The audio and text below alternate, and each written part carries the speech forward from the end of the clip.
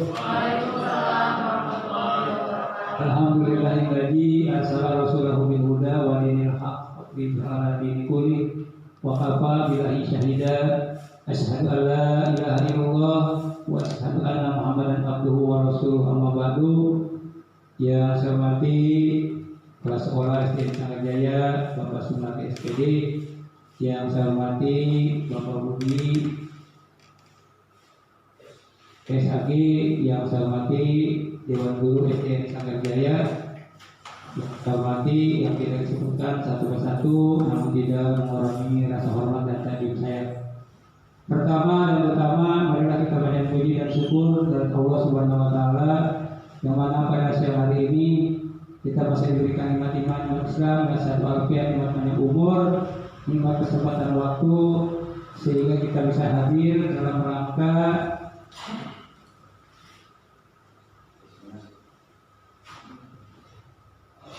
diseminasi budaya positif di SDN Sanggar Jaya.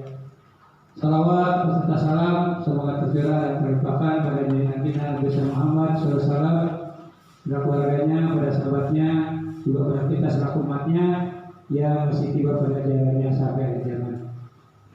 Bapak-bapak, hadirin sekalian yang saya hormati, susunan acara pada hari ini yaitu pertama pembukaan, kedua sambutan kepala sekolah SD Sanggar Jaya yaitu disampaikan oleh Bapak Sumardi SPD.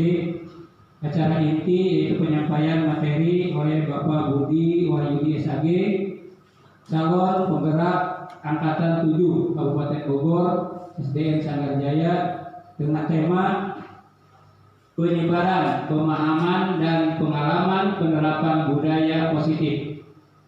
Acara yang keempat diskusi dan tanya jawab, acara yang kelima penutup, dan acara yang terakhir adalah doa. Baiklah, untuk acara ini kita buka dengan membacakan surah Al-Fatihah. Mudah-mudahan acara kita mendapatkan barokah dari Allah Subhanahu wa Ta'ala. Ala hadiniya wa qulnatin salihah wa ila halatina bil-Fatihah.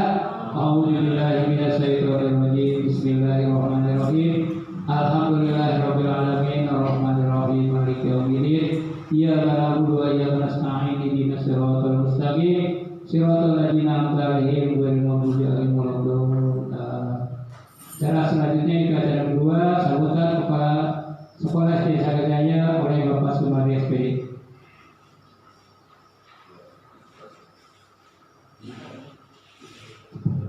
Halo, tes. Assalamualaikum warahmatullahi ta'ala wabarakatuh. Bismillahirrahmanirrahim. Alhamdulillahirabbil alamin. Assalatu wassalamu ala asrofil anbiya'i wal mursalin sayyidina Muhammadin wa ala alihi wa sahbihi ajma'in. Rabbi shrah li sadri wa yassir li amri wahlul 'uqdatam min lisani yafqahu qawli. Yang saya hormati kepada Ibu Bapak Guru SD Sanggar Jaya, yang saya hormati selaku guru penggerak yaitu Bapak Budi Wahyudi SAG. Alhamdulillah pada kesempatan siang hari ini kita sama-sama dapat berkumpul, bersilaturahmi dan bersosialisasi. Pertama, kami mengucapkan banyak terima kasih kepada Bapak Budi yang telah mengisi untuk sosialisasi mengenai guru penggerak dengan tema yaitu penyebaran pemahaman dan pengalaman penerapan budaya positif.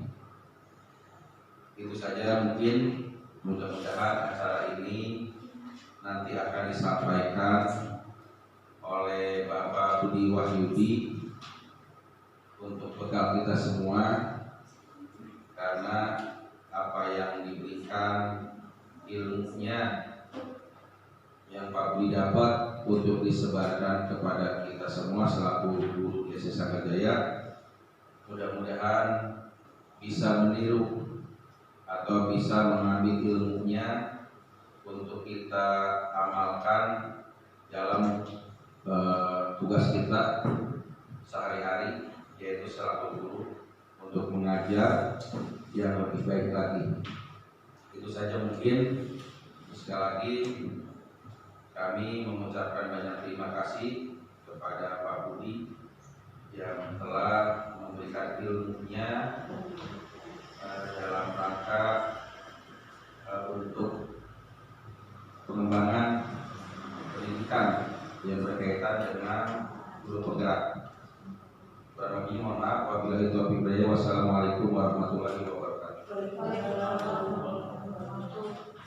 Terima kasih kepada Bapak Sunardi yang telah beri sambutannya. Tujuannya yaitu alhamdulillah bahwa sangat jaya nambah lagi yaitu guru penggerak.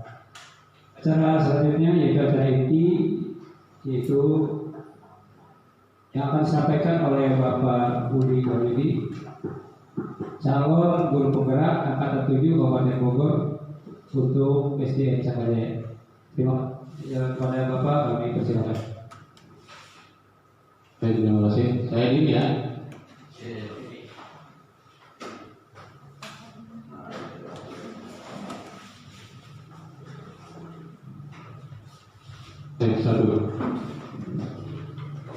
Bismillahirrahmanirrahim. Assalamualaikum warahmatullahi wabarakatuh.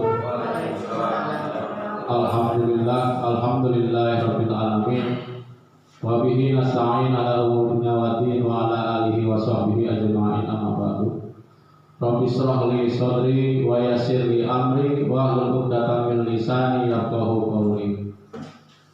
Pertama-tama dan paling utama, marilah kita panjatkan puji syukur kepada Allah Subhanahu wa taala yang mana pada siang hari ini kita masih bisa berkumpul di kelas ini dalam rangka thalabul ilmi, yaitu menuntut ilmu. Mudah-mudahan apa-apa yang kita dapatkan dapat bermanfaat untuk kita semua. Amin ya rabbal alamin. Salam dan salam marilah kita sanjungkan keharibaan Nabi besar Muhammad sallallahu alaihi wasallam yang telah membawa umatnya dari zaman kegelapan ke zaman terang benderang ilmu pengetahuan.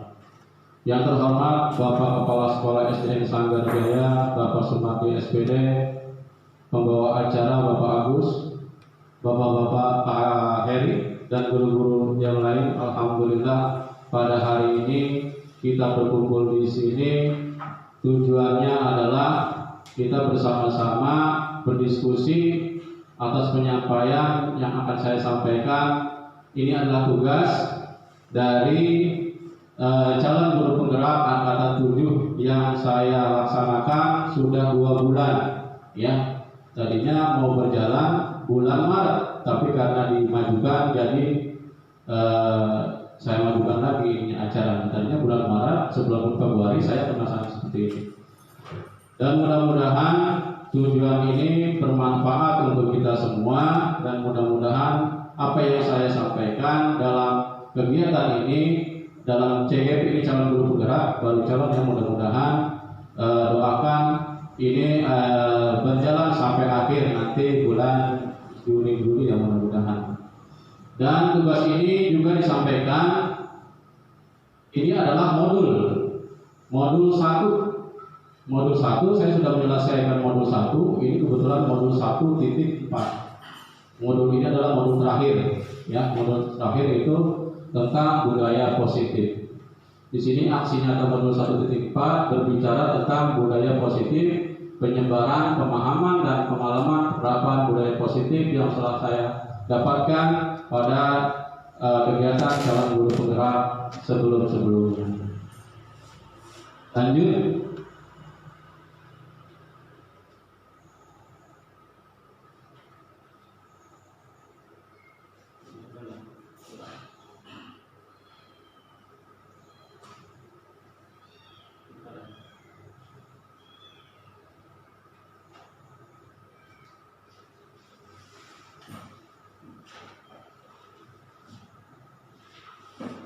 Pertama-tama saya ucapkan selamat datang para guru hebat SDN Sanggajaya.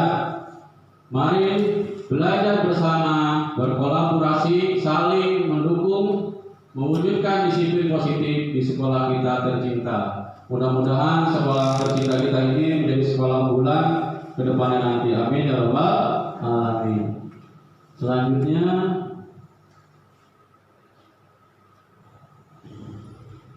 pada konsep utama modul budaya positif pada kesempatan kali ini ada 7 pembahasan yang akan saya sampaikan. Yang pertama yaitu tentang perubahan paradigma belajar. Yang kedua tentang disiplin positif. Yang ketiga tentang kebutuhan dasar manusia. Ya. Yang selanjutnya yang keempat adalah motivasi perilaku manusia. Yang kelima yaitu tentang posisi kontrol atau restitusi. Yang keenam keyakinan kelas, dan yang terakhir adalah segitiga restitusi. Nanti ini yang 7 materi ini akan saya sampaikan dari awal hingga akhir. Mudah-mudahan Bapak Ibu sekalian bisa mengikutinya dengan baik. Selanjutnya, yang pertama itu pembelajaran dengan paradigma baru. Itu pembelajaran dengan paradigma baru dirancang berdasarkan prinsip pembelajaran yang terdiferensiasi, sehingga setiap siswa belajar sesuai dengan kebutuhan dari tahap perkembangannya untuk mewujudkan profil pelajar Pancasila. Kita bersama-sama ketahui bahwa pembelajaran sebelumnya memakai kurikulum sebelum kurikulum 3M itu penilaiannya masih umum ya, masih bersifat umum, penilaiannya masih semua siswa itu sama. Tapi setelah paradigma terdiferensiasi ini, kita cara penilaian ke siswa itu dinilai dari karakteristik siswa tersebut ya. Jadi dilihat dari karakteristik siswa masing-masing. Jadi penilaiannya bukan kepada semua disamakan siswanya. Jadi untuk terdiferensiasi ini, setiap siswa mendapatkan pembelajaran atau kebutuhan yang mereka dapatkan di sekolah yang kita ajarkan. Jadi dengan adanya hal tersebut berkembang untuk mewujudkan profil pelajar Pancasila. Nah, ada berapa komponen dalam penerapan profil pelajar Pancasila? Coba sebutkan. Ada berapa? Ada 6. Yang pertama, beriman kepada Tuhan Maha Esa. Iya, beriman kepada Tuhan yang Maha Esa. Yang kedua, apa ini? Gimana? Kecil yang baca. Kreatif, inovatif, kritis, apa lagi? Ini nggak baca ya? Iya, ini semuanya pokoknya ada 6 ya. Nah, itu adalah tujuan dari profil pelajar Pancasila yang digadang-gadangkan sekarang sedang kita laksanakan. Yang pertama yaitu tentang disiplin positif. Nah, berkenaan dengan disiplin, apa yang Bapak Ibu ketahui tentang disiplin? Biasanya disiplin itu mengenai tentang apa? Ada yang bisa menjawab? Aturan, ya, tentang aturan, tata tertib, betul. Yang lain? Apa? Waktu. Disiplin. Jadi disiplin adalah, nah, betul ya semuanya. Jadi disiplin positif dalam budaya kita, makna kata disiplin dimaknai menjadi sesuatu yang dilakukan seseorang kepada orang lain untuk mendapatkan kebutuhan. Kita cenderung menghubungkan kata disiplin dengan ketidaknyamanan. Biasanya kalau di sekolah kalau ada kata-kata disiplin, biasanya dengan hukuman, gak jauh dengan hukuman. Biasanya siswa kalau sudah dengar kata disiplin atau hukuman, anak-anak itu tidak nyaman. Ya, anak-anak itu tidak nyaman dengan adanya hukuman. Biasanya kalau sesuatu yang dipaksakan atau ada hukuman, biasanya siswa merasa dirinya ketidaknyamanannya, merasa mereka melakukan sesuatu hal yang salah, jadi wah nanti akan mendapatkan hukuman dari guru tersebut. Nah itu dia, tidak jauh dari hukuman. Kemudian sebagai pendidik, tujuan kita adalah menciptakan anak-anak yang memiliki disiplin diri sehingga mereka bisa berperilaku dengan mengacu pada nilai-nilai kebajikan universal dan memiliki motivasi intrinsik bukan ekstrinsik. Jadi di sini ada dua motivasi intrinsik, ada motivasi ekstrinsik. Motivasi intrinsik itu motivasi yang datang dari dalam diri anak tersebut. Kalau dari luar itu motivasi ekstrinsik. Nah, tujuan kita untuk mempelajari budaya disiplin positif yaitu mudah-mudahan kita mendapatkan motivasi ekstrinsik, motivasi dari dalam. Karena kalau dalam motivasi ekstrinsik itu datangnya dari luar keinginan dari siswa tersebut. Selanjutnya, yang selanjutnya disiplin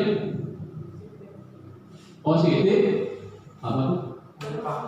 Merupakan salah satu cara penerapan disiplin yang bertujuan untuk menumbuhkan kesadaran serta memberdayakan anak-anak melakukan sesuatu tanpa sogokan, ancaman maupun hukuman. Ya, jadi mungkin ini pernah kita lakukan ya, bahwa kita melakukan sesuatu kepada anak-anak didik kita, ya itu karena kita mengancam anak-anak, kamu kalau tidak berbuat seperti ini, kamu akan seperti ini. Nah itu, karena itu mungkin tidak bisa dilaksanakan sebetulnya kalau sekarang. Kalau dulu mungkin kita galak kepada anak-anak mungkin wajar. Ya kalau dulu ya, zaman dulu, jadi anaknya berpikir dengan baik sehingga dia bisa berubah. Tapi kalau anak-anak sekarang, kalau kita marah-marahi gimana? Mereka akan apa?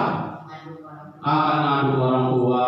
Biasanya kalau anak dimarah-marahin akan timbul pada diri, wah saya merasa bersalahnya lebih besar gitu.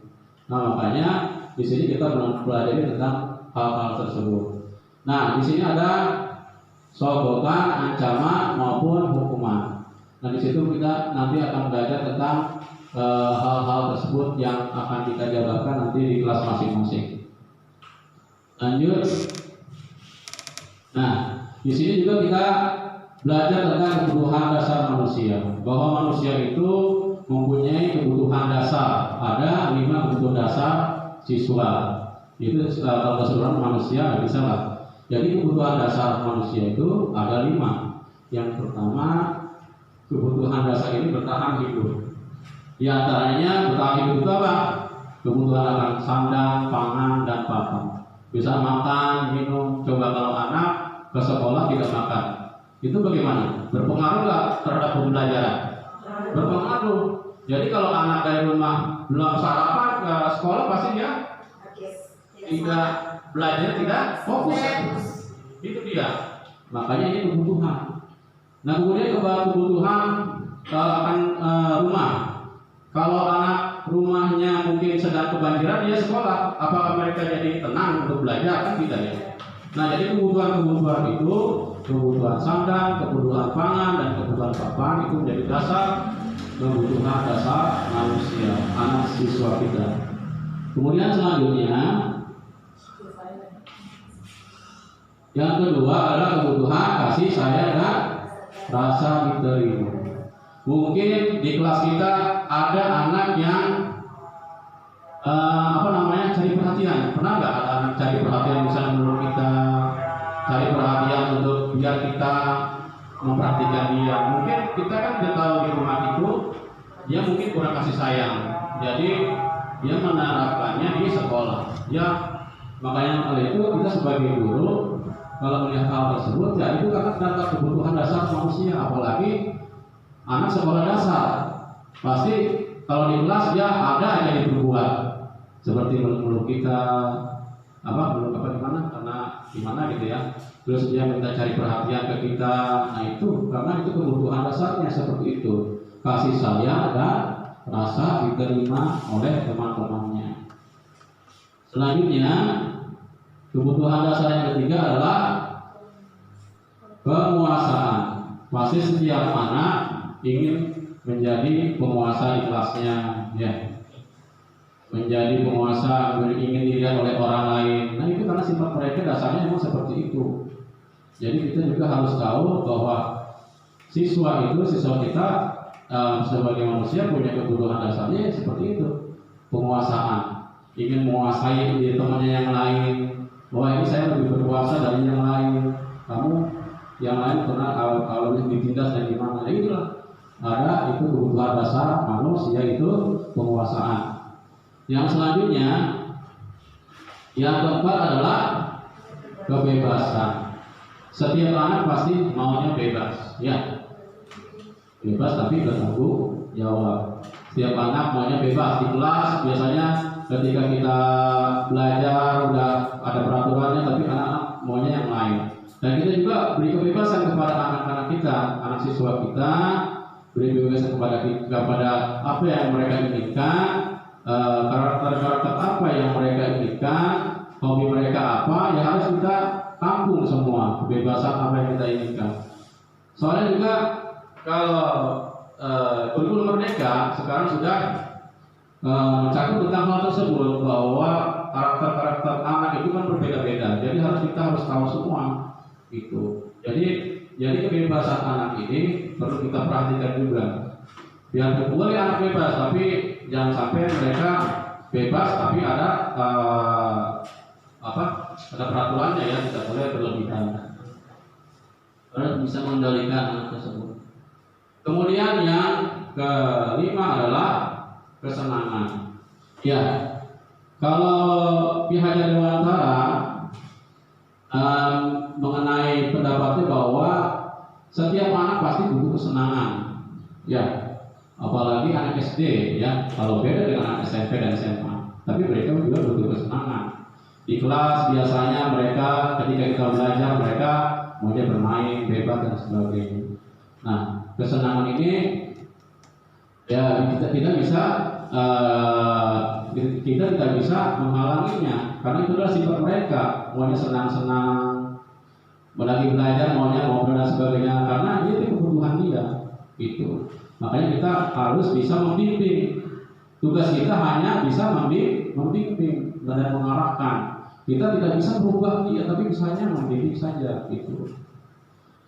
Nah, itu adalah kebutuhan dasar manusia. Ada 5 kebutuhan dasar. Yang pertama, kebutuhan bertahan hidup. Yang kedua, kasih sayang dan rasa diterima. Yang ketiga, penguasaan. Yang keempat, kebebasan. Yang kelima, kesenangan. Lanjut. Nah, di sini kita belajar tentang motivasi perilaku manusia. Ya, bahwa setiap orang pasti punya motivasi dalam kehidupannya, ya. Dalam berperilaku pasti ada motivasinya. Tidak mungkin seseorang melakukan sesuatu tidak ada motivasinya. Motivasi merupakan, pengertian motivasi merupakan dorongan yang timbul pada diri seorang secara sadar atau tidak sadar untuk melakukan suatu tindakan dengan tujuan tertentu. Jadi setiap anak itu melakukan sesuatu pasti ada tujuannya, ya. Setiap kita melakukan sesuatu pasti ada tujuan, tidak mungkin tidak ada tujuannya. Nah, makanya kita pelajari bagaimana cara menghadapi hal-hal seperti ini. Yang pertama, menghindari ketidaknyamanan dan hukuman.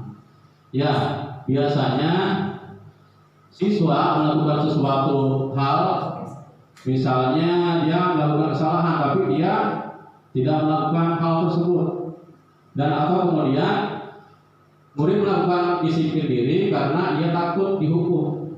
Nah, jadi kelihatan di sini adalah pemaksaan. Dia melakukan sesuatu karena takut dihukum oleh gurunya, ya. Gurunya sudah siap, ya, di depan pintu. Wah, ini telat lagi, siap dihukum. Nah, itu dia, murid menghindari ketidaknyamanan dan hukuman. Jadi dengan hal tersebut murid melakukan disiplin diri karena takut, karena ada hukuman. Ini merupakan motivasi ekstrinsik, ya. Jadi ini motivasi dari luar. Murid melakukan disiplin diri karena ia takut dihukum. Nah, karena dia takut dihukum, maka dia melakukan disiplin. Jadi belum motivasi intrinsik dalam dirinya sendiri. Ini masih belum masuk pada dirinya sendiri. Yang kedua, apa tuh? Mendapatkan imbalan atau penghargaan dari orang lain. Nah, ini mungkin pernah kita lakukan, ya. Murid melakukan disiplin diri karena ia ingin mendapatkan imbalan. Misalnya, kamu silakan melakukan ini. Misalnya, guru menyuruh siswanya untuk melakukan sesuatu, ya, disiplin diri karena ia ingin mendapatkan imbalan. Ini merupakan motivasi ekstrinsik. Jadinya kalau dia melakukan sesuatu perbuatan tapi karena ingin imbalan, nah itu masih dalam kategori motivasi ekstrinsik. Contohnya apa? Misalnya anak tersebut dikasih pertanyaan, kemudian dikasih hadiahnya adalah permen atau yang lain. Sebenarnya itu mendidik atau tidak, Bapak Ibu? Mendidik atau tidak? Tidak mendidik. Nah, itu berarti masih motivasi ekstrinsik karena ingin mendapatkan imbalan atau penghargaan dari orang lain. Tujuannya. Yang ketiga yaitu penghargaan nilai-nilai kebaikan diri sendiri, menghargai nilai-nilai kebaikan diri sendiri yang paling tinggi. Jadi dengan motivasi yang ketiga ini, murid melakukan disiplin diri karena sadar akan nilai kebajikan dirinya. Ini merupakan motivasi intrinsik. Kalau siswa sudah tahu bahwa melakukan peraturan itu baik, jadi dia tidak perlu karena ada guru atau ada hukuman atau tidak ada hukuman. Nah, dengan motivasi ini adalah motivasi yang paling tinggi, ya. Jadi motivasi dalam diri sendiri itu dia sendiri sudah tercermin dalam hidupnya. Jadi bukan karena ingin dihukum orang lain, bukan karena penghargaan, jadi karena muncul dari dirinya sendiri. Nah, itu dinamakan motivasi intrinsik. Jadi yang paling bagus motivasi yang mana? Intrinsik. Jadi siswa itu sudah mengerti akan apa yang dilakukan. Nah, itu akan untuk dirinya sendiri. Selanjutnya,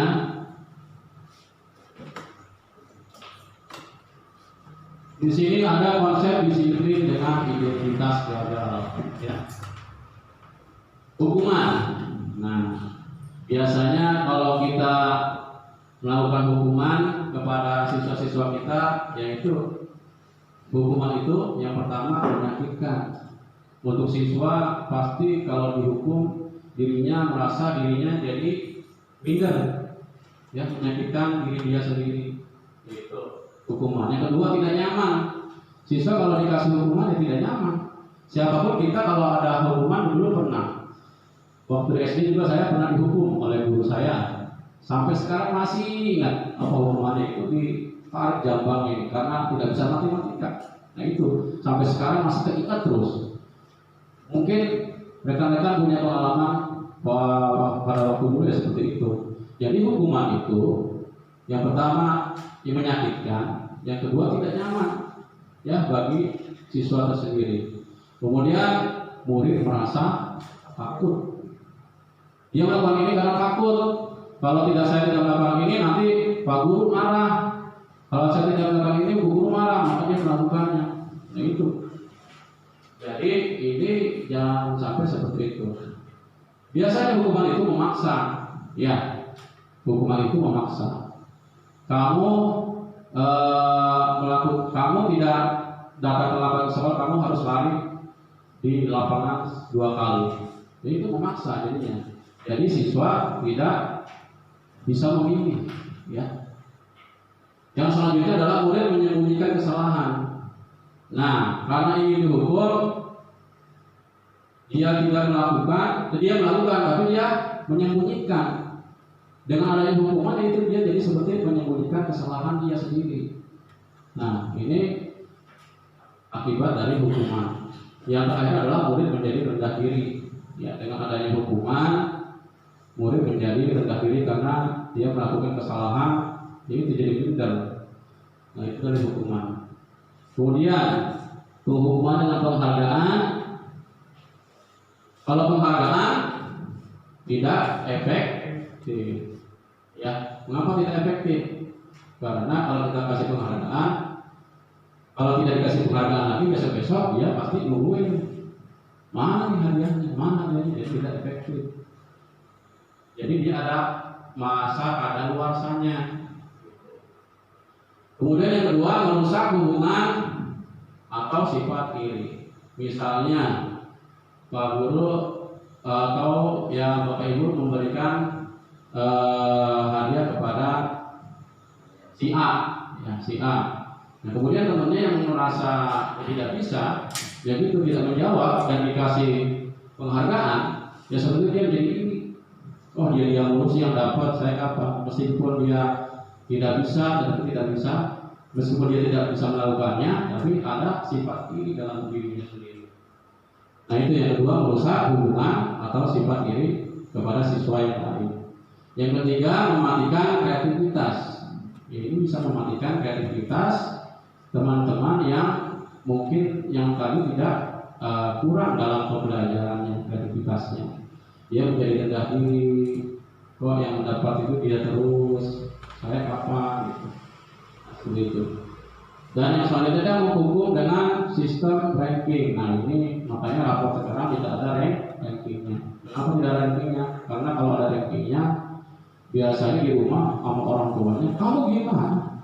Ini rapor merah semua misalnya, nilainya jelek, diomelin di rumah. Kemudian di sekolah dibully dengan teman-temannya. Nilainya jelek, saya nilainya tinggi, ada rankingnya. Seperti itu. Makanya sekarang rapor yang kurikulum merdeka tidak ada ranking kemarin, mulai tahun ya tidak ada ranking. Apakah kemarin juga ada? Yang sekarang baru sekarang. Iya. Nah makanya sekarang hukum dengan sistem ranking. Kalau nilai rapor dengan sesi ranking itu tidak terpilih kebarannya. Itu udah ada. Seperti saya nanya gimana rapornya, itu kok yang rapornya jelek tuh sih dikasih tahu. Nah seperti itu.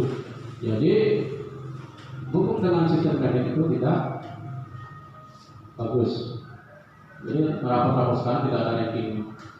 Kemudian merampas hak menghargai dirinya. Ya, jadi dia merasa seperti itu, jadi dia merasa terampas.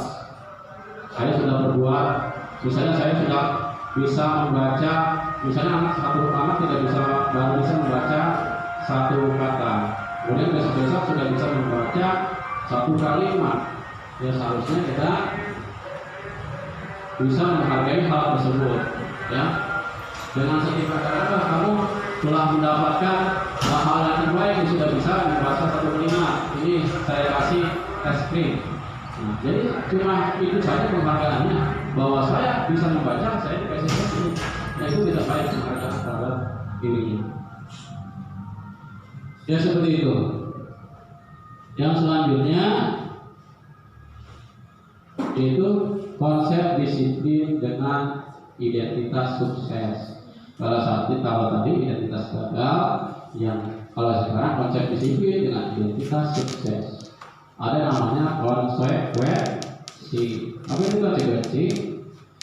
Biasanya kalau saya lakukan sesuatu, konsekuensinya saya lakukan A, konsekuensinya B. Yaitu konsekuensi akibat dari sebab akibat. Yang pertama, niatan jangka pendek. Kalau konsekuensi niatan jangka pendek. Yang kedua, perlu monitoring berkelanjutan. Jadi harus dimonitoring terus. Nih kalau konsekuensinya. Yang ketiga, stimulus dan respon. Yang tadi saya bilang bahwa kalau kita tidak melakukan ini, akibatnya kita tidak menjaga, kita telat datang ke sekolah, akibatnya akan dihukum di sekolah. Itu stimulus dan respon. Kemudian menghormati peraturan. Ya, dengan adanya konstitusi ini, ya benar murid menjadi menghormati peraturan yang ada di sekolah. Selanjutnya, murid kehilangan waktu untuk merenungi kesalahan. Misalnya, contohnya, kalau dia melakukan sesuatu hukuman, kan siswa itu kan tadinya kan belum selesai. Misalnya dari kita, dari kamu minta maaf. Padahal ini permasalahan ini belum selesai. Sebenarnya siswa itu masih mau meminta maaf kepada teman yang dia buat kesalahan. Tapi karena gurunya sudah selesai hukumannya. Jadi kehilangan waktu untuk merenungi kesalahan, bahwa dia punya kesalahan, dia ingin sekali meminta maaf kepada temannya, tapi dia tidak sempat untuk memberikan maaf yang lebih dalam lagi. Selanjutnya, ini adalah tingkat yang paling tinggi, yaitu restitusi. Kalau dengan konsep disiplin dengan kita sukses, yaitu restitusi, murid bertanggung jawab untuk perilakunya, ya. Jadi dia merasa bertanggung jawab atas apa yang dilakukan. Dia melakukan kesalahan, dia bertanggung jawab atas apa yang dia lakukan. Yang kedua, fokus pada pemecahan masalah jangka panjang, ya. Jadi kalau kita menggunakan penyelesaian restitusi ini fokus pada pemecahannya. Jangka panjang ini gimana? Kita tidak hanya memarah-marahi siswa tersebut, tapi ada solusi. Ya, kita memberikan solusi kepada anak tersebut untuk memecahkan masalah. Ya, kita pecahkan masalahnya biar anak itu tidak melakukan kesalahan lebih panjang lagi. Selanjutnya, yaitu murid menghormati dirinya dan orang lain. Ya, jadi dengan restitusi ini murid jadi, oh iya benar, guru ternyata tidak marah kepada saya. Ya, saya belum melakukan kesalahan, tapi saya diberikan solusi oleh bapak atau ibu guru tersebut. Ya, jadi kita cara menyelesaikan masalah yaitu dengan memberikan solusi kepada anak siswa kita, ya, gitu ya. Kalau anak itu belum mengerti bagaimana cara penyelesaiannya, dan butuh kita untuk menyelesaikan permasalahan tersebut. Nah, jadi dia dengan penyelesaian tersebut dia menghormati dirinya. Oh, saya telah berbuat kesalahan, saya harus memperbaikinya dengan hal ini, dengan hal ini, dengan hal ini. Nah, selanjutnya dengan restitusi, teori kontrol. Dirinya memegang kontrol, ya.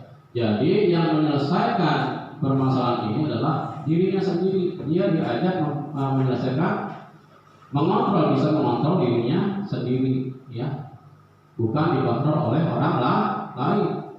Nah, jadi dalam teori kontrol ini, seorang siswa kalau melakukan kesalahan, oh inilah jalan keluarnya, saya harus melakukan ini, dan nanti restitusinya kalau saya tidak melakukan ini, saya akan seperti ini.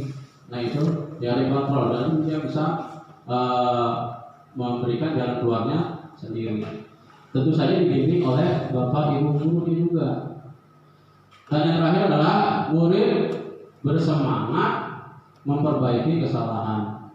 Ya bapak ibu sekalian, jadi kalau ada kesalahan pada diri anak, yaitu kita harus membimbing dia mencari jalan keluarnya. Dan mencari jalan keluarnya itu seperti tadi anak ribut, tadi ada tidur di luar. Sebetulnya kita, ini kesalahannya apa, permasalahannya bagaimana. Nah, kita sebagai guru ya bisa menyelesaikan masalah itu dengan sebaik-baiknya. Harus ada dua keseimbangan, jangan satu saja.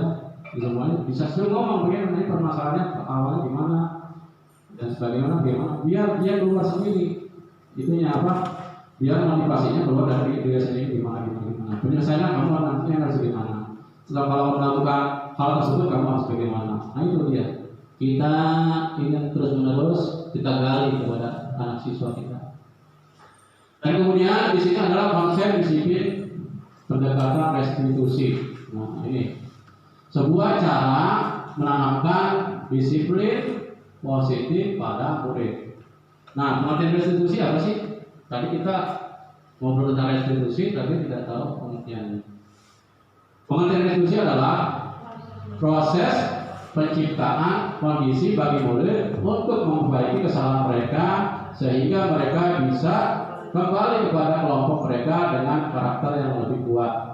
Ini dari pendapat dosen 2004. Jadi restitusi, penanganan restitusi ini yang tadi saya sampaikan adalah memperbaiki kesalahan mereka, ya. Jadi guru memberikan solusi kepada anak tersebut bagaimana biar dia ada masalah. Misalnya dia telat ke sekolah, ya kita tidak bisa jangan ngomong dengan anak tersebut. Ini permasalahannya apa?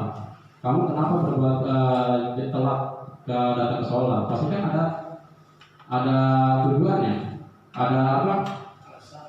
Penjelasannya maksudnya. Ada penjelasan kenapa kamu terlambat? Oh ini Pak, saya semalam tidurnya larut malam, gitu. Ada penjelasannya, pasti ada penjelasannya. Dan kita gali terus. Kenapa ini? Kamu akan berubah tidak? Ya saya akan berubah dengan hal tersebut. Nah itu. Jadi restitusi adalah proses penciptaannya berisi bagi murid untuk memperbaiki kesalahan mereka sehingga mereka bisa kembali kepada kelompok mereka dengan karakter yang lebih kuat. Selanjutnya, ciri-ciri restitusi. Jadi restitusi itu yang pertama bukan menebus kesalahan, namun belajar dari kesalahan. Ya, jadi kalau restitusi ada hukuman, dia peraturan tidak dijalankan, dia kemudian dihukum. Kalau restitusi tidak, dia bukan menebus kesalahan, namun belajar dari kesalahan tersebut. Jadi siswa dari kesalahan apa yang dia buat, dia kedepannya tidak akan melakukan kesalahan itu kembali. Yang kedua adalah memperbaiki hubungan. Ya, jadi memperbaiki hubungan misalnya dengan teman sebayanya atau dengan gurunya, dengan permasalahan restitusi ini dapat memperbaiki hubungan anak tersebut. Yang ketiga, tawaran bukan paksaan. Jadi restitusi penjelasan restitusi ini tawaran kepada anak, ya. Jadi diberi penjelasan ini bagaimana kepada anak, bukan dikasih paksaan. Kamu hukumannya ini, nggak langsung dihukum di situ aja tidak. Jadi dikasih tawaran. Kalau kamu tidak melakukan hal ini, kamu akan seperti ini. Kemudian yang selanjutnya menuntut untuk melihat dari dalam diri. Jadi dia introspeksi diri. Setelah dia melakukan itu apa sih kebaikan untuk dia? Kemudian dia akan berubah gak sih? Nah, jadi dia menuntut untuk melihat dalam diri kita, introspeksi diri masing-masing. Kemudian mencari kebutuhan dasar yang memotivasi tindakan. Kemudian yang selanjutnya fokus pada karakter, bukan tindakan. Ya, jadi untuk pembelajaran kurikulum mereka sekarang kan kita mencari karakter anak, menjadi karakter pertama misalnya yang jujur, disiplin dan sebagainya. Bukan tindakan yang kita lakukan seperti menghukum mereka. Jadi setelah ini mereka menjadi kuat dengan kejujuran, dia menjadi jujur, jadi disiplin atas apa yang dia perbuat. Kemudian yang terakhir menguatkan dan fokus pada solusi, ya. Jadi kita memberikan solusi kepada anak didik kita atas kesalahan-kesalahan yang mereka perbuat, bukan menghukumnya, ya. Jadi memberikan solusi atas apa yang dia lakukan. Selanjutnya perbedaan.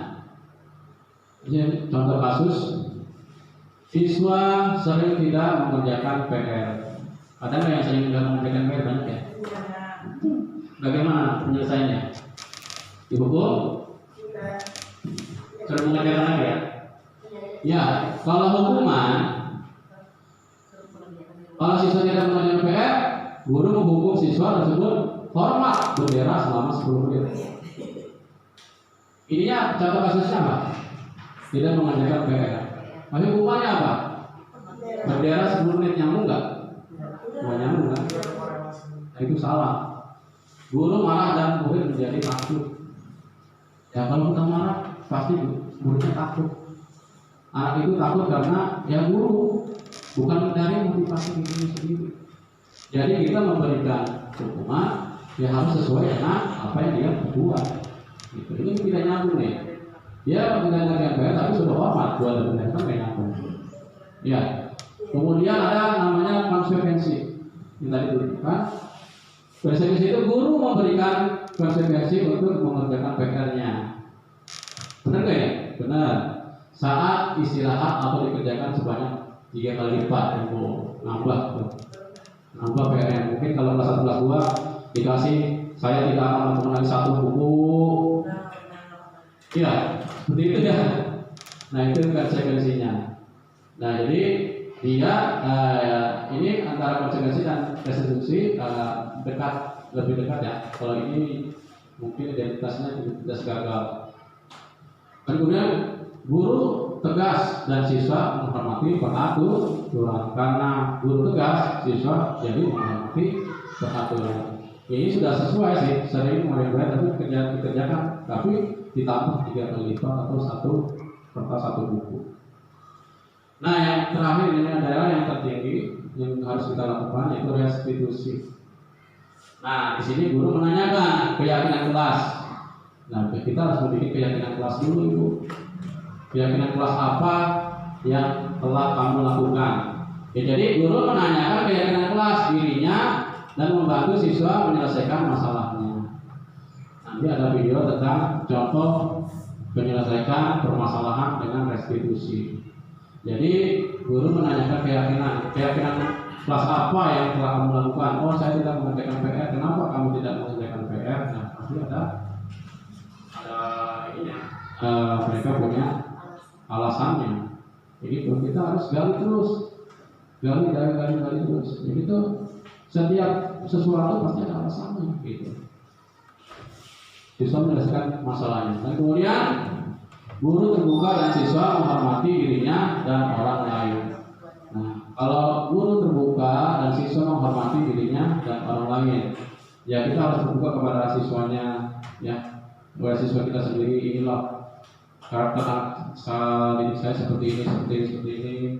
Nah, kalau sudah itu kan siswa merasa dekat kepada kita dan mereka menghormati diri kita. Wah, Pak Guru ternyata tidak marah ya kepada saya, malah memberikan solusi atas permasalahan saya. Nah, itu senang.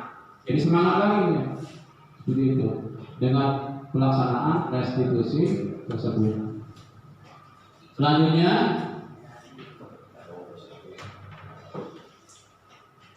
nah, di sini ada 5 posisi kontrol restitusi. Yang pertama penghukum, yang kedua membuat merasa bersalah, yang ketiga teman, yang keempat memantau, yang kelima manajer. Nah, saya tanya, ini kita di posisi mana nih? Kalau udah yang setelah kita lakukan, biasanya Pak, penghukum, membuat merasa bersalah, teman, memantau atau manajer? Yang mana? Biasanya kita lakukan sebelum-sebelumnya. Hah? Penghukum? Memantau?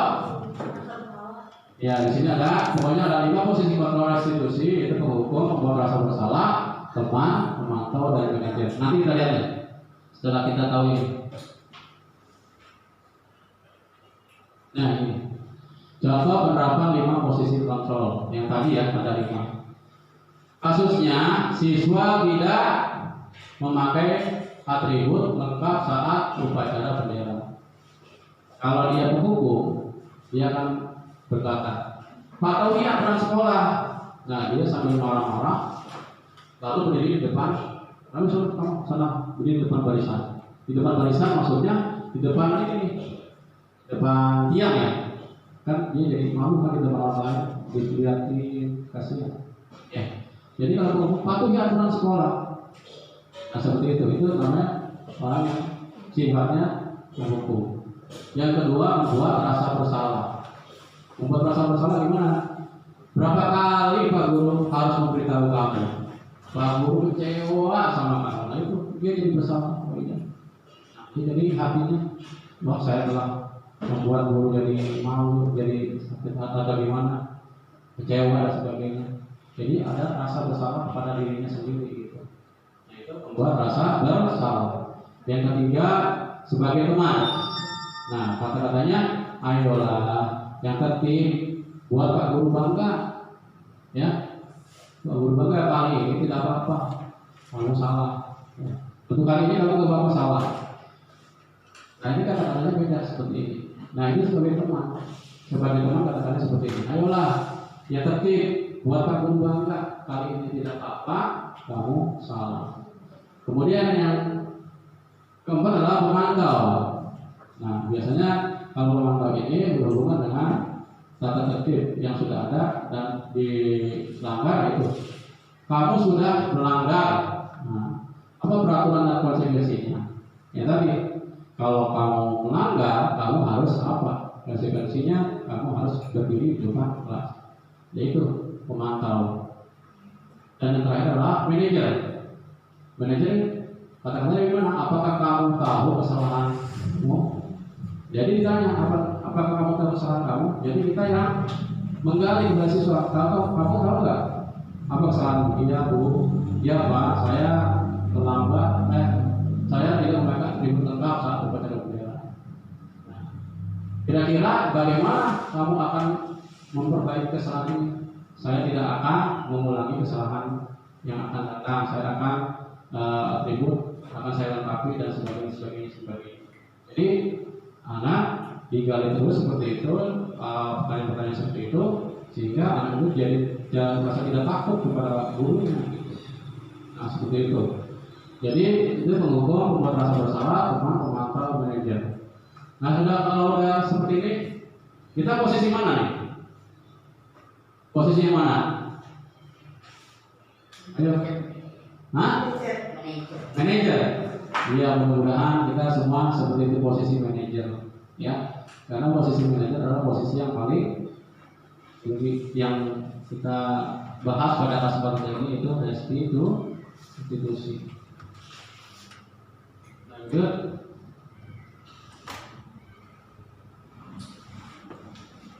Nah di sini adalah posisi penghukum. Wah harusnya ada videonya nih.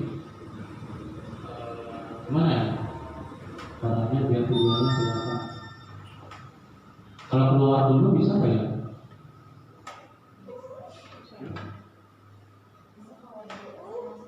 Kelihatan. Mudah-mudahan bisa. Ini adalah contoh dari 5 posisi kontrol. Nah.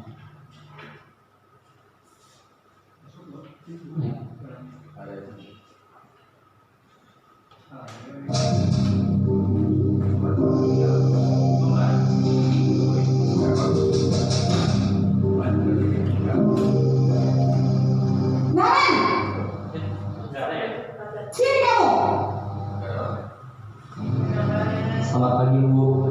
Selalu terlambat. Kamu deh pasti terlambat. Maaf Bu, saya Apa? Apa coba? Alasan kamu apa lagi? Kapan sih kamu tidak terlambat? Malas sekali ya kamu jadi anak. saya Dasar pemalas. Gak kapok-kapok sih kamu. Sudah berapa kali terlambat? Sana, kamu keliling lapangan basket 2 kali. kenapa saya harus ke lapangan basket Bu? Kenapa? Kamu melawan ibu. Berani-beraninya jawab. Sudah terlambat, masih berani jawab enggak? Sekarang keliling lapangan basket 5 kali sekalian. Biar kapok. Cepat. Pergi sana ke lapangan basket. Nah, itu posisi penghukum yang kata-katanya seperti itu. Sekarang posisi membuat merasa bersalah.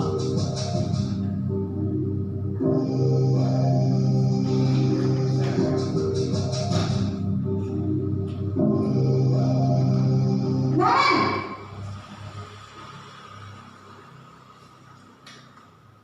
Selamat pagi Bu. Naren. Kamu kenapa terlambat lagi, nak? Ya Tuhan, Naren. Kamu senang ya bikin ibu susah ya? Kalau kamu terlambat lagi, nanti ibu yang ditegur bapak kepala sekolah, nak. Disangka ibu tidak bisa membina kamu. Duh, gimana ini? Maaf Bu. Duh, Gusti Naren. Kamu suka ya kalau ibu ditegur bapak kepala sekolah? Terus, sekarang ibu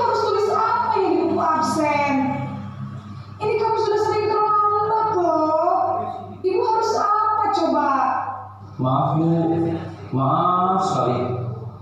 Ya sudah, lain kali jangan bikin ibu susah lagi ya nak ya. Ibu tidak akan kuat lagi kalau kamu begini terus. Bisa jantungan kalau ibu ditegur bapak kepala sekolah. Sana cepat ke kelas. Maaf ya Bu, maaf sekali.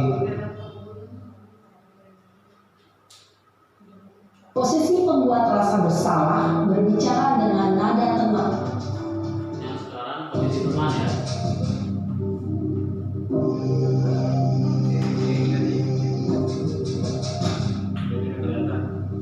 Dari suaranya aja. Nan,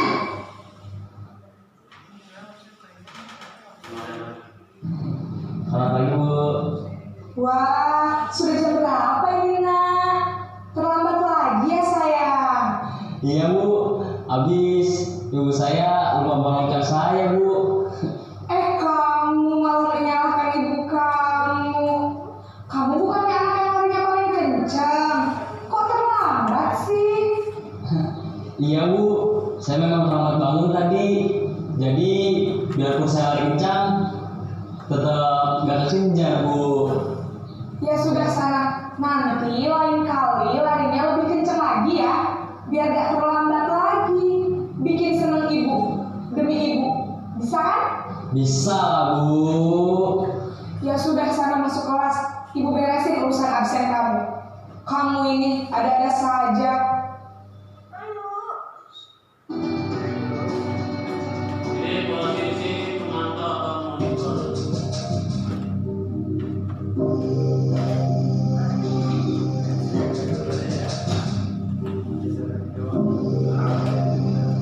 Nan! Kira-kira. Selamat pagi Bu. Naren, apa peraturan sekolah kita tentang jam berapa kita harus masuk sekolah, nak? Kita harus di sekolah jam 7 Bu. Iya betul, sekarang sudah jam 7.20. Naren sudah tahu konsekuensinya jika terlambat hadir. Paham Bu, saya harus tinggal kelas pas jam istirahat selama 20 menit. Iya benar, konsekuensinya demikian. Jadi nanti jam 9.30 pas istirahat, kamu harus tinggal di kelas, kerjakan tugas tambahan untuk ketertinggalan kamu, ya? Baik Bu.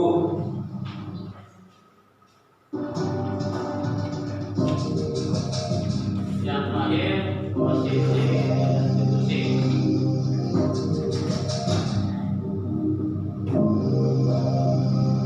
Naren!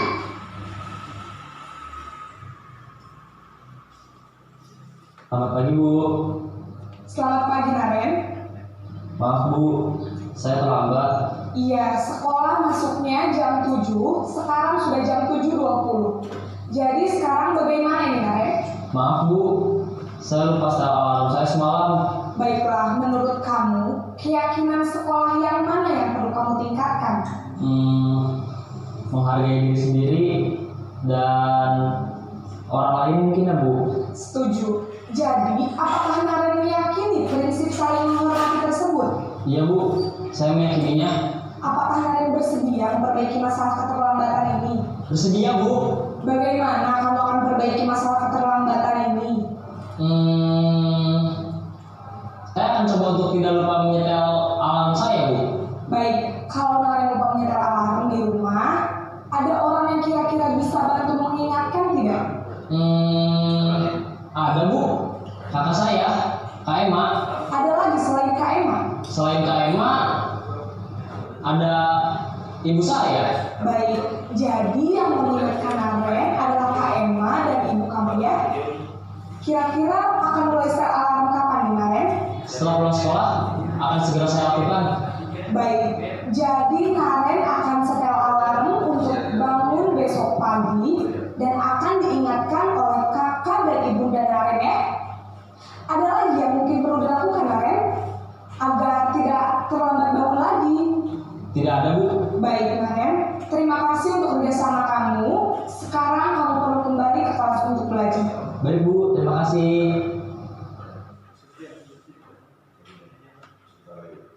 Ya.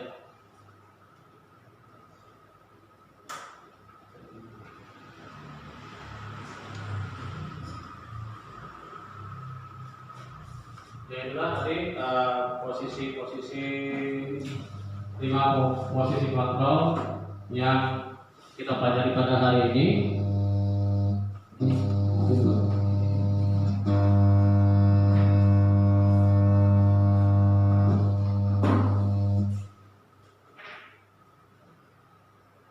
Ya. Nah ini tadi kita belajar tentang 5 posisi kontrol. Yang pertama penghukum, yang kedua membuat rasa bersalah, yang ketiga sebagai teman, yang keempat pemantau, yang ketiga manajer. Yang terakhir tadi kata-katanya yang manajer ya. Jadi dia memberikan solusi kepada siswa tersebut, menanyakan keyakinan kelas yang dia lakukan, dan kemudian guru tersebut memberikan apa? Arahan kepada siswa tersebut dan mencari solusinya bersama-sama. Jadi cara melaksanakan itu mencari solusi bersama-sama. Dan anak digali terus permasalahannya kenapa, alasannya kenapa dia melakukan hal tersebut. Ya seperti itu. Nah di sini ada soal ya. Tolong Bapak Ibu silakan dijawab.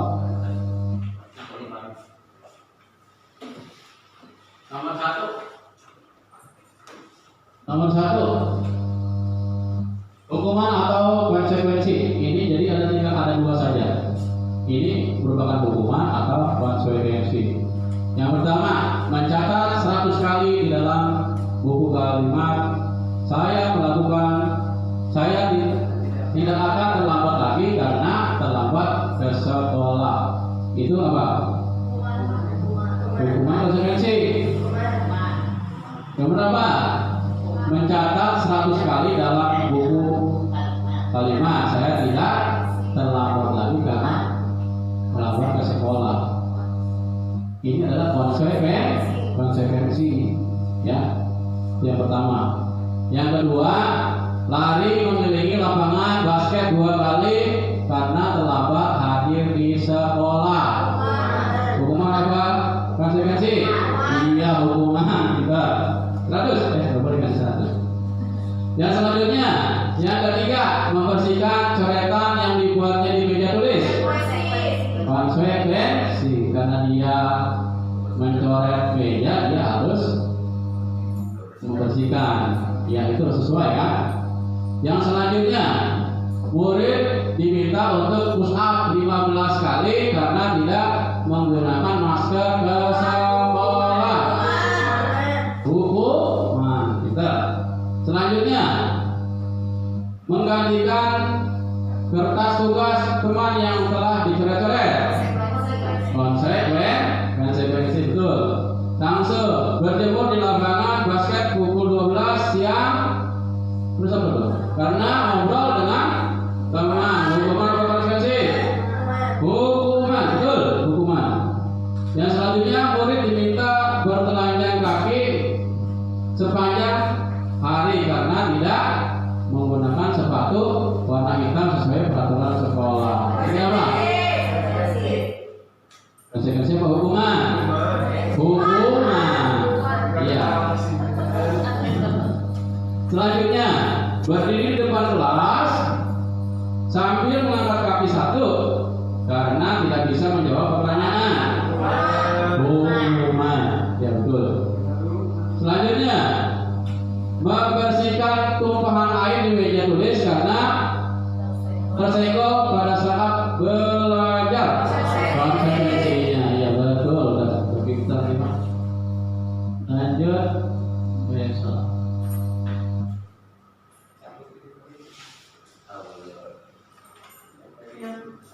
Selanjutnya,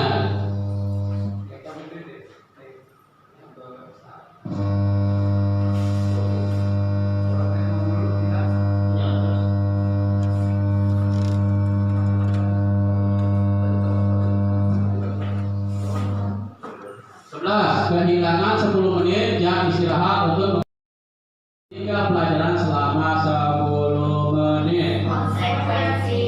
Konsekuensi. 12. Apa tuh? Duduk di bangku di di pinggir lapangan pada jam istirahat. Tidak diizinkan bermain oleh guru piket karena mencederai teman saat bermain di lapangan. Apa ini? Hukuman. Ya betul. Yang selanjutnya, terlambat hadir di pembelajaran dari 15 menit dan diminta untuk tinggal 15 menit sesudah kelas usai untuk membahas ketinggalan pembelajaran. Konsekuensi. Kemudian lari mengelilingi lapangan basket 2 kali karena terlambat 10 menit untuk pelajaran PJOK. PJOK. Hukuman konsekuensi. Konsekuensi. Yang terakhir, membersihkan WC sekolah karena mematahkan pensil. Iya, karena nggak nyambung ya. Membersihkan WC sekolah karena mematahkan pensil. Nah itu hukuman adalah perbedaan antara hukuman dan konsekuensi. Lanjut. Nah ini keyakinan kelas. Ini tentang keyakinan kelas. Mengapa keyakinan kelas? Mengapa tidak peraturan kelas saja? Ini ada pertanyaan pemantik untuk Bapak Ibu sekalian. Mengapa kita memiliki peraturan tentang penggunaan helm pada saat mengendarai kendaraan roda 2 atau motor? Apa jawabannya? Jawabannya Pak? Mengapa kita memiliki peraturan tentang penggunaan helm pada saat mengendarai kendaraan roda 2 atau motor? Agar apa? Melindungi diri sendiri. Ya betul, agar tentang universitas tentang keselamatan. Bukan karena kita memakai helm karena ada polisi di depan. Ya, bukan takut ditilang. Jadi karena untuk keselamatan kita sendiri. Ini ya. Yang kedua, mengapa kita memiliki peraturan tentang penggunaan masker dan mencuci tangan setiap saat? Kenapa? Nah, betul. Tentang kesehatan. Jadi umumnya seperti itu. Nah, keyakinan kelas itu sifatnya universal, umum. Tidak jangan, tidak boleh, itu tidak. Kalau keyakinan kelas tidak begitu. Jadi sifatnya universal, sifatnya umum. Jadi kalau kita tidak memakai helm itu untuk keselamatan kita sendiri.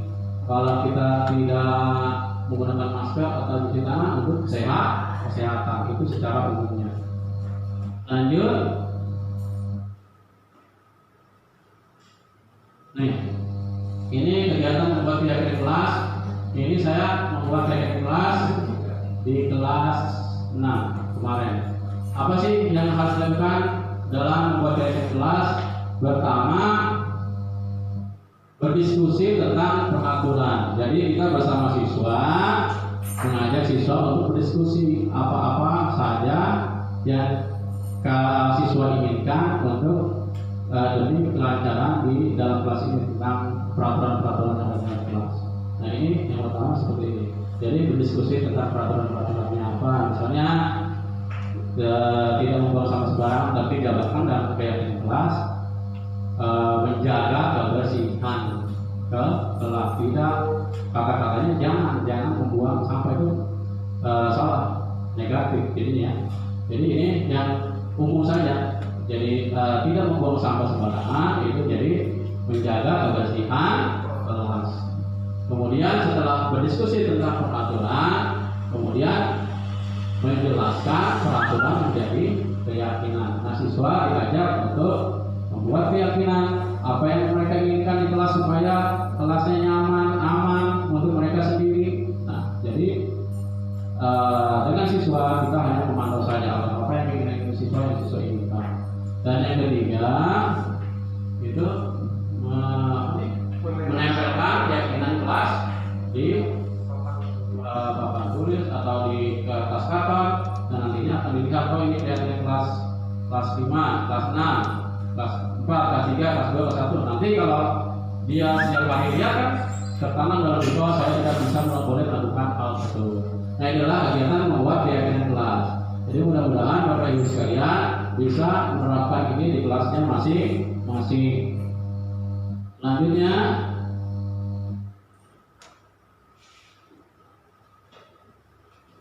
ini adalah keyakinan kelas yang sudah dibuat tahun pelajaran 2022-2023. Bisa dilihat semuanya.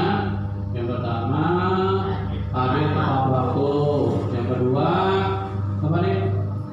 Berpakaian rapi dan sesuai rapihan ya. Nah ini bisa dilihat sendiri ya, semuanya ada 9 yang nantinya menjadi keyakinan kelas 6. Nanti kalau sudah dibuat, kalau bisa ya dirapikan kembali, kemudian ditempelkan kembali di kelas sehingga siswa bisa melihat keyakinan kelas mereka masing-masing. Lanjut. Bagaimana pembentukan keyakinan kelas? Ini ada step-stepnya membuat keyakinan kelas. Yang pertama lebih abstrak dari peraturan yang tadi saya bilang, bahwa kata-kata di keyakinan kelas itu lebih abstrak dari peraturan. Kalau peraturan kan masih bersifat ya itu namanya jangan ngomong langsung ya, jangan buang sampah sembarangan. Kalau ini nilainya lebih abstrak dari peraturan, menjaga kebersihan. Jadi semua teratur. Yang kedua,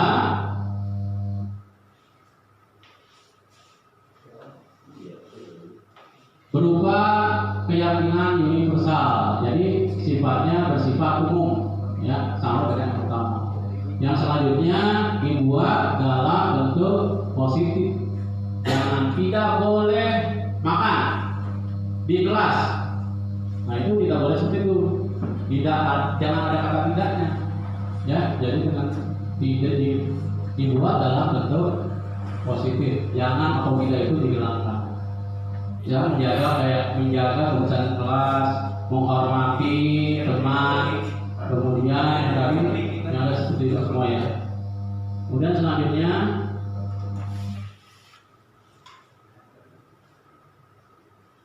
sedikit saja agar mudah diingat, tidak usah banyak-banyak.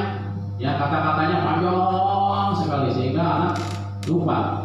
Kata-katanya sedikit ya, tadi contohnya seperti itu. Sedikit saja agar mudah diingat. Yang kelima, sesuai dengan kondisi sekolah agar mudah diterapkan. Jadi sesuai dengan kondisi kelasnya. Misalnya kelasnya anak butuh apa nih? Wah, saya butuh ketenangan, menjaga ketertiban di dalam kelas. Itu ketenangan. Anak butuh apa? Anak butuh kebersihan, menjaga kebersihan di kelas. Ya, jangan malah kata-katanya negatif, kata-katanya yang tadi jangan atau tidak itu tidak dipakai lagi. Yang terakhir adalah semua warga kelas atau sekolah dilibatkan saat membuat keyakinan kelas ini. Jadi semua siswa diajak oleh gurunya untuk membuat keyakinan kelas ya. Jadi siswa berdiskusi apa yang keinginan mereka untuk kelasnya, biar kelasnya jadi kelas yang bagus, kelas yang nyaman dan aman dengan keyakinan yang mereka buat. Nah, seperti itu. Selanjutnya itulah cara-cara membuat keyakinan kelas. Nah yang terakhir, di bahasan terakhir adalah restitusi. Segitiga restitusi. Apa itu restitusi? Tadi sudah selesai dijabarkan. Jadi yang pertama, dalam penerapan segitiga restitusi ada 3 tindakan. Yang pertama, menstabilkan identitas. Jadi kita semua akan melakukan hal terbaik yang bisa kita lakukan. Kata-katanya seperti yang tadi, contohnya tadi videonya tidak terlihat gitu. Jadi menstabilkan identitas. Jadi dia bilang begini, dia melakukan kesalahan, anak siswa tersebut kita tanya, kita menstabilkan identitas. Semua orang atau teman bapak juga pernah melakukan kesalahan. Dia tidak merasa melakukan kesalahan sendiri, gitu. Itu menstabilkan identitas ya. Jadi buat mereka nyaman dulu, anak nyaman bahwa dia tidak melakukan perbuatan kesalahan itu sendiri. Jadi setiap orang pasti pernah membuat kesalahan, tapi dengan perbuatan kesalahan itu sebaik-baik perbuatan kesalahan adalah kita melakukannya dan mengingatkannya seperti itu. Kemudian yang kedua, validasi tindakan yang salah ya. Semua perilaku memiliki alasan. Kita tanyakan kepada siswa tersebut, kamu kenapa telat? Oh Pak, saya telat karena tadi di rumah saya ada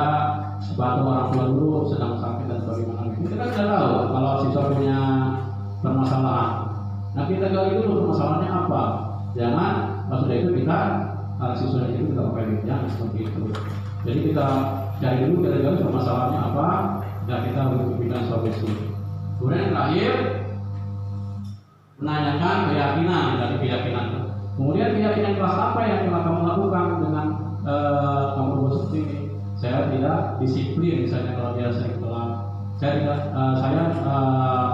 keyakinan kelas yang saya ingat adalah ya saya tidak disiplin. Kamu akan berbuat disiplin nanti ke depannya? Iya, saya akan berbuat disiplin dan tidak akan melakukannya lagi. Kapan kamu akan mulai ada disiplin tersebut? Mulai sekarang dan sebagainya. Nah, ini ada tahapan segitiga restitusi. Yang pertama, menstabilkan identitas. Yang kedua, validasi tindakan yang salah. Yang ketiga, menanyakan keyakinan. Satu soal ya Bapak, ini sudah 30 lewat. Nah, itu makanya jangan selesaikan ya.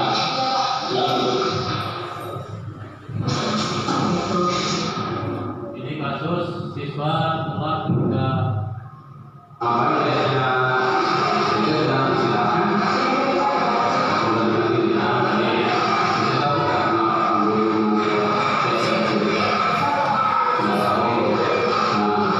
Ya.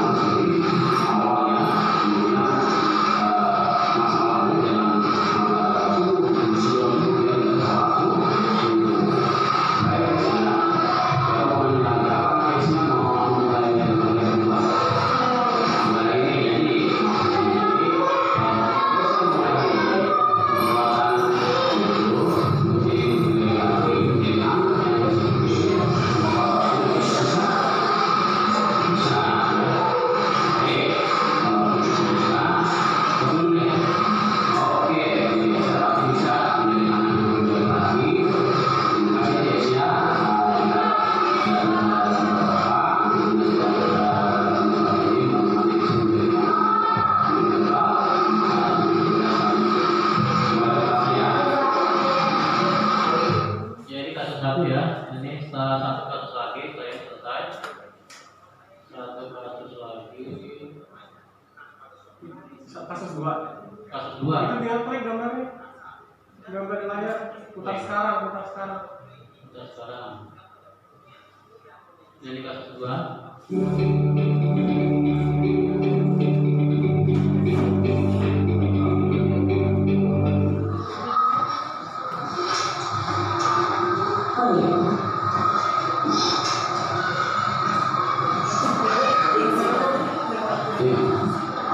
Bisa di-share.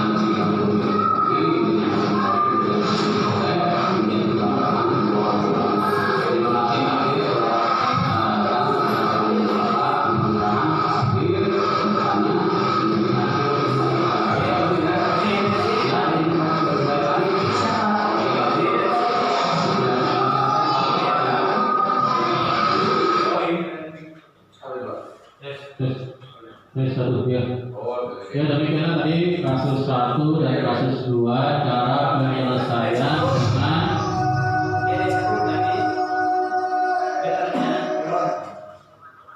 dengan restitusi. Jadi tadi dari awal sampai akhir ya ada cara-caranya penerapan restitusi tersebut. Jadi mudah-mudahan segala permasalahan yang ada pada kelas kita, mudah-mudahan kita bisa menyelesaikannya dengan baik, ya. Dan itu menjadi pegangan untuk semua guru di SD Sanggar Jaya, ya. Mudah-mudahan kita doakan, mudah-mudahan SD Sanggar Jaya jadi SD yang maju, berkembang, dan jadi positif untuk melaksanakan penyebaran pemahaman positif di sekolah dan kelasnya masing-masing. Mungkin dari saya cukup sekian dengan materi ini. Lebih kurang saya mohon maaf. Wabillahi taufiq wal hidayah. Wassalamualaikum warahmatullahi wabarakatuh. Waalaikumsalam warahmatullahi. Terima kasih pada pemberi atas paparannya.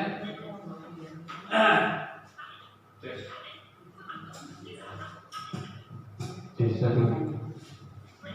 kasih kepada Pak Budi yang telah memberikan paparannya tentang penyebaran pemahaman dan pengalaman penerapan budaya positif.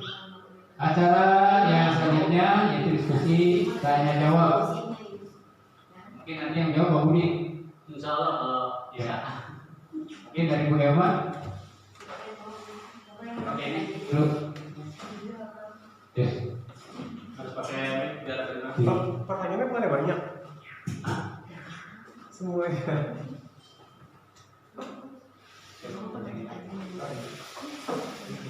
silakan. Iya,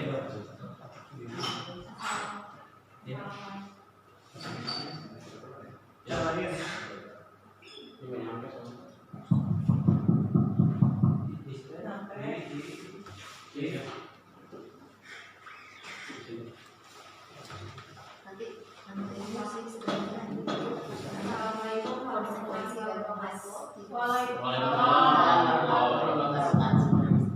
Satu.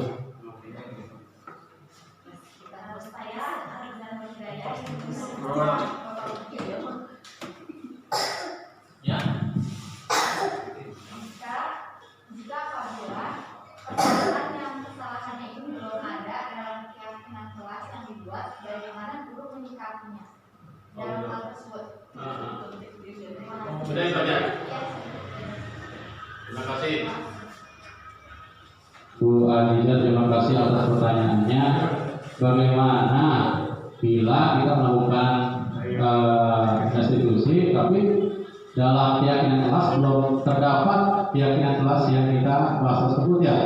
Ya seperti itu. Ya, kalau di kesalahan tersebut belum ada di keyakinan kelas kita yang kita buat bersama, itu masih bisa kita buat kembali, ya. Buat kembali melalui kelas lagi, didiskusikan ke siswa-siswanya, masih ke siswa yang kita lakukan. Nah, misalnya kelas 6 ya, kita kan bisa berubah tergantung kesepakatan kelasnya.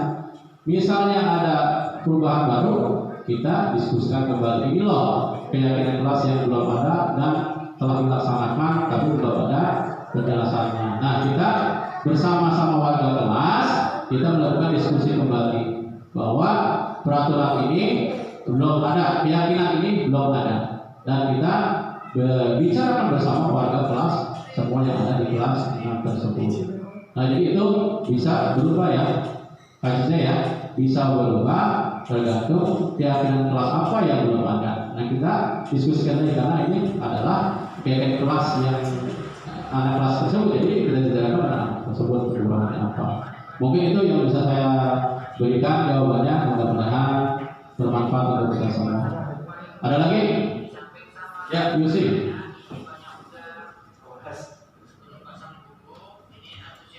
Assalamualaikum warahmatullahi wabarakatuh. Waalaikumsalam warahmatullahi wabarakatuh.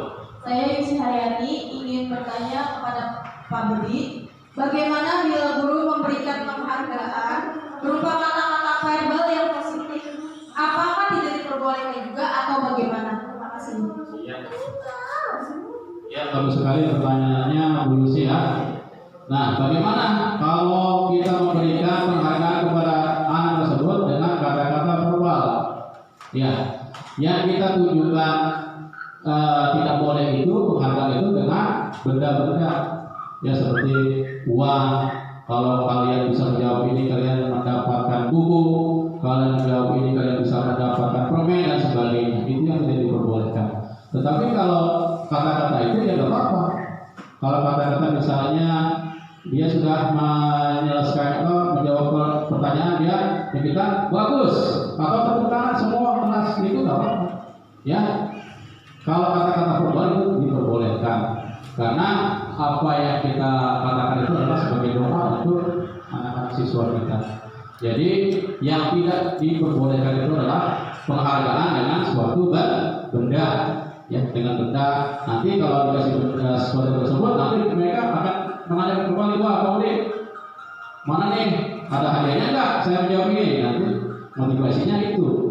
Nah kalau berupa verbal kan dia enggak seperti itu ya. Nanti boleh untuk kata-kata verbal atau kalau anak-anak bisa menjawab soal atau bisa hafalan di depan ya saya mari tepuk tangan semua kan senang. Ya siswa jadi termotivasi juga. Mungkin itu jawabannya. Kalau kata-kata verbal boleh kita lakukan kecuali dengan benda-benda. Itu dari saya sekian, mudah-mudahan bermanfaat untuk penjelasannya. Terima kasih. Ada lagi? Ada lagi? Bu Emma, silakan. Bukan pertanyaan ya. Iya, silakan, nggak apa-apa. Mau transfer nggak apa-apa. Assalamualaikum warahmatullahi wabarakatuh. Waalaikumsalam warahmatullahi wabarakatuh.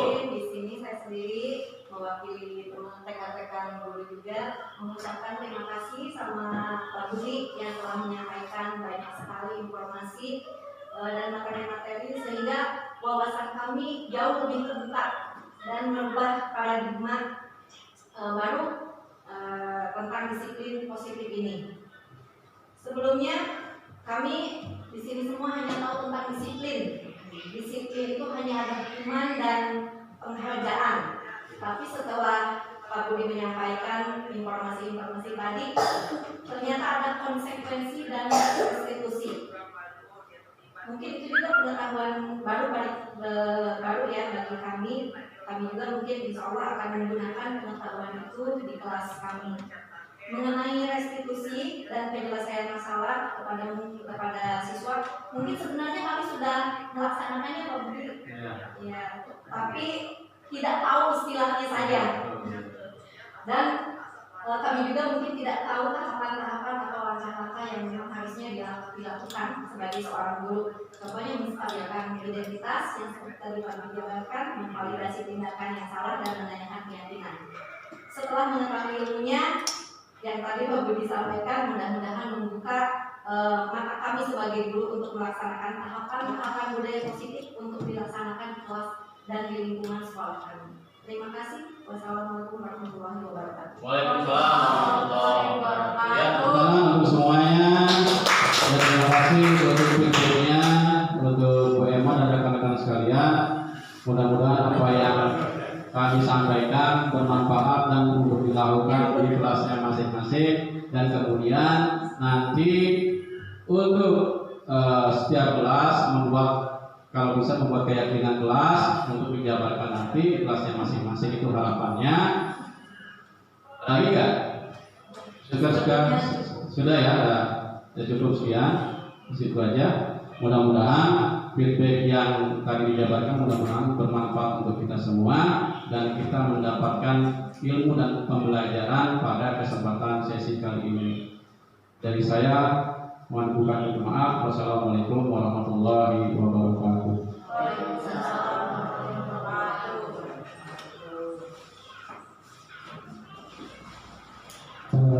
Baik, terima kasih dari mulai paparan sampai pertanyaan-pertanyaan, dan tadi ada juga sebagai kesimpulan atau tambahan yang disampaikan oleh Bu Emma. Mudah-mudahan apa-apa yang diberikan oleh Pak Budi bermanfaat untuk kita semua. Amin. Acara yang kelima adalah penutup atau doa. Kita doa mudah-mudahan apa-apa rencana kita dijawab oleh Subhanahu wa Ta'ala. Astagfirullahaladzim, astagfirullahaladzim, astagfirullahaladzim. Allahumma shalli ala sayyidina Muhammadin fil awwalin wal akhirin wa barik wa sallim ala kulli sahabat Rasulullah ajmain. Amin amin amin ya Allah ya Rabbal alamin. Bismillahirrahmanirrahim. Alhamdulillahirabbil alamin. Bersyukur dan amin hamdalillah bi awwalin tapi majidah. Ya Rabbana wa lakal hamdu wa syukur kama yanbaghi li jalali mu'azzim sultanik. Allahumma inna nas'aluka as-salamata fid din wa afiyatan fil jasad wa hidayatan fid dunya wa barakatan fil akhirati wa rahmatan inda maut wa maghfiratan inda maut. Allahumma amin fi salati wa najatan min ar-rahman Isa. Rabbana atina fid dunya hasanah wa fil akhirati hasanah wa qina adzabannar. Subhanaka rabbika rabbil izzati amma yasifun. Wassalamu alaikum. Saya selaku pembawa acara mohon maaf apabila ada kesalahan kurangnya. Mengucapkan wassalamualaikum.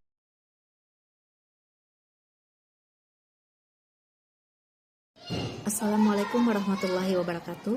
Perkenalkan, nama saya Emma Maria Ismail. Saya mengajar di kelas 6 SDN Sanggar Jaya, Kecamatan Cibinong, Kabupaten Bogor. Pada kesempatan kali ini saya akan menyampaikan testimoni tentang penerapan disiplin positif yang telah disampaikan oleh Pak Budi Wahyudi dalam sesi berbagi aksi nyata. Pertama-tama saya ucapkan terima kasih kepada Pak Budi yang sudah berbagi ilmu dengan kami sehingga membuka wawasan kami lebih terbuka lagi dan mengubah paradigma baru tentang disiplin positif. Mungkin sebelumnya kami hanya mengetahui bahwa disiplin itu hanya tentang hukuman dan penghargaan. Tetapi setelah mengetahui ilmunya, ternyata ada yang namanya restitusi dan konsekuensi. Mungkin kedepannya kami akan menggunakan pengetahuan itu di kelas masing-masing. Mengenai restitusi dan penyelesaian masalah pada siswa, mungkin saja kami pernah melakukan dan sudah dilaksanakan. Hanya saja kami tidak mengetahui nama istilahnya, yaitu restitusi. Dan kami juga mungkin belum menggunakan tahapan-tahapan atau langkah-langkahnya seperti yang dijabarkan oleh Pak Budi tadi, seperti menstabilkan identitas, memvalidasi tindakan yang salah, dan menanyakan keyakinan. Tetapi setelah mengetahui ilmunya yang barusan Pak Budi sampaikan, mudah-mudahan membuka mata hati kami sebagai guru untuk melaksanakan tahapan-tahapan budaya positif tersebut di kelas dan di lingkungan sekolah kita. Terima kasih. Wassalamualaikum warahmatullahi wabarakatuh.